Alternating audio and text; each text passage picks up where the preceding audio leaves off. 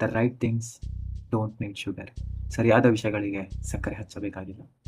ಇತ್ತೀಚೆಗೆ ಏನೋ ಓದೋಬೇಕಾದ್ರೆ ಒಂದು ರೂಲ್ ನೋಡಿದೆ, ಬ್ಲ್ಯಾಕ್ ಕಾಫಿ ರೂಲ್. ಅಂದರೆ ನೋ ಶುಗರ್, ನೋ ಮಿಲ್ಕ್.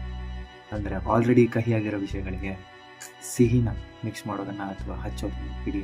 ಇಲ್ಲಿ ಎಷ್ಟೋ ಜನ ತಮ್ಮ ಜೀವನದಲ್ಲಿ ನಡೆಯುವಂಥ ವಿಷಯಗಳಿಗೆ ಶುಗರ್ ಕೋಟಿಂಗ್ ಮಾಡಿಕೊಂಡು ಅದನ್ನೇ ಬ್ಯಾಲೆನ್ಸ್ ಮಾಡ್ಕೊಂಡು ಹೋಗ್ತಾ ಇರ್ತಾರೆ. ಬ್ಯಾಡ್ ರಿಲೇಷನ್ಶಿಪ್ ಆಗಿರ್ಬೋದು, ದಿಸ್ ಇಸ್ ನಾಟ್ ಬ್ಯಾಡ್ ಅಂತ ಥಿಂಕ್ ಮಾಡ್ತಿರ್ತಾರೆ.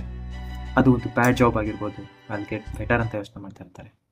ಅದು ಒಂದು ಬ್ಯಾಡ್ ಫ್ರೆಂಡ್ಶಿಪ್ ಆಗಿರ್ಬೋದು, ಎಷ್ಟು ಟಾಲರೇಟ್ ಮಾಡ್ಕೊಂಡು ಹೋಗ್ತಾ ಇರ್ತಾರೆ. ಈ ಎಲ್ಲ ವಿಷಯಗಳಲ್ಲೂ ನೀವು ಆ್ಯಡ್ ಮಾಡ್ತಿರೋವಂಥ ಶುಗರ್ ಆ ಕಾಫಿನ ಕುಡಿಯೋ ಥರ ಮಾಡ್ತಿದೆ. ಆದರೆ ಆ ಕಾಫಿ ನಿಮಗೆ ಯಾವತ್ತೂ ಒಳ್ಳೆಯದಲ್ಲ. ಜೀವನದಲ್ಲಿ ಯಾರು ತುಂಬ ಸಕ್ಸಸ್ ನೋಡಿರ್ತಾರಲ್ಲ, ಅವರು ತಮ್ಮ ಸುತ್ತಮುತ್ತ ಏನೇ ಇದ್ರೂ ಶುಗರ್ ಕೋಟಿಂಗ್ ಮಾಡಿ ನೋಡಲ್ಲ ಅಥವಾ ಅದನ್ನು ಎಕ್ಸ್ಪೀರಿಯನ್ಸ್ ಮಾಡಲ್ಲ. ಅದನ್ನು ಹೇಗಿದೆ ಹಾಗೆ ನೋಡ್ತಾರೆ.